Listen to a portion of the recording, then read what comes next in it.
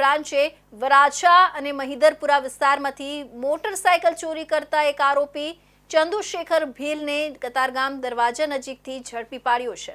આરોપી ચંદુશેખર ભીલ છેલ્લા 5 વર્ષથી સુરતમાં રહીને રેલવે પાર્સલ ઓફિસમાં કામ કરતો હતો, પરંતુ તેની ખૂણાની વાત એવી હતી કે તે પોતાને યોગ્ય રકમ કમાવામાં ન લાગતો હતો।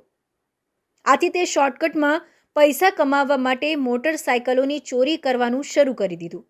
આરોપી ચંદુશેખર ભીલ મુખ્યત્વે સુરત શહેર રેલવે સ્ટેશન અને આજુબાજુના વિસ્તારોમાં અપડાઉન કરતા લોકોની મોટરસાયકલ ચોરી કરતો હતો।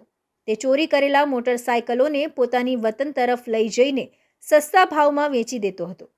ચંદુએ હાલ સુધીમાં 6 જેટલી મોટરસાયકલની ચોરી કરવામાં સફળતા મેળવી હતી, જેમાં વરાછા અને મહિધરપુરાના વિસ્તારમાં તેમનો વધુ પડતો અસર દેખાયો હતો। આરોપી ચંદુશેખર ભીલની ધરપકડ બાદ હવે પોલીસે તેની વધુ પૂછપરછ હાથ ધરી છે।